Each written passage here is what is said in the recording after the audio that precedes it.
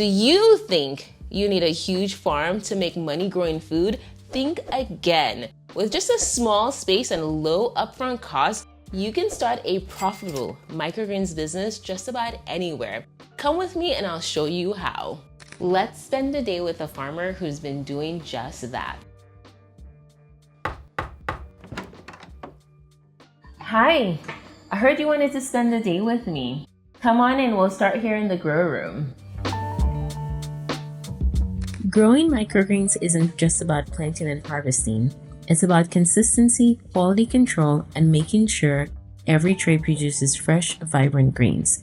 Today I'm going to give you a behind-the-scenes look at a full day in my life as a microgreens grower, from checking on my crops to harvesting, packing and delivery, and even composting of spent trays. Every morning I check on my microgreens to make sure that the humidity, the light levels, watering, and all of those items are dialed in. Microgreens are really sensitive and even the smallest change can affect their growth.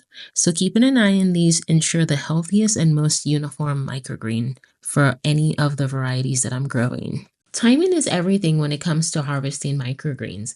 We like to harvest our microgreens at the peak of their growth cycle, which is right before the true leaf emerges.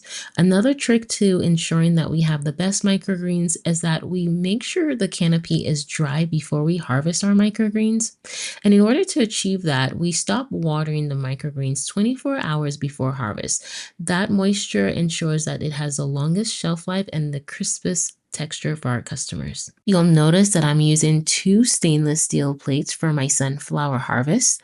What you're observing is when we harvest the sunflower from the grow tray, we're going to transfer it to the first stainless steel tray, and we're removing any leftover seed hulls in that first tray and transferring it into a second tray. Sunflower shoots are notorious for having lingering seed hulls when they grow, so we're doing that to ensure that that is not in our final product. Once we give it a second inspection, then they get boxed up into an airtight container and put in the refrigerator or the cooler for delivery to our customers. So after I'm done harvesting the microgreen, they immediately get packed into an airtight container, and we attach our label, we date it, and then it immediately goes into the refrigerator or the cooler if we're delivering that day. And in most cases, we usually are.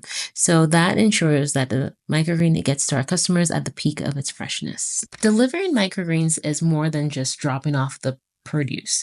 It's all about building relationships with the chefs and your other clients, especially at the farmers market. We get instant feedback from our customers about the different varieties that they like, or if there is a new variety that they'd like us to try out next. Same thing with our chefs. I get really excited when I'm bringing a new variety to the delivery so that they can implement it in a recipe and let me know how they like it or how their customers like it as well. Nothing goes to waste here at the farm. Once our microgreens are harvested, I will transport all of the spent trays to our compost site and empty them out in our compost bins or directly into our in-ground compost.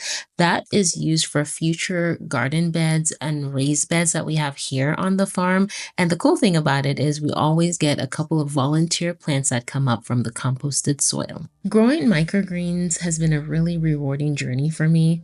I've always wanted to farm and own my own farm one day, and this has been my gateway to getting that vision started. And with microgreens, it's about precision and consistency. We weigh every seed variety before we grow them, so that way we get consistent results every single time. It's definitely one of the most rewarding things that I've done, and it gives me the ability to farm in an urban space with a very small footprint. So if you have found this information helpful, hit the like and subscribe button for more information about urban farming and microgreens content.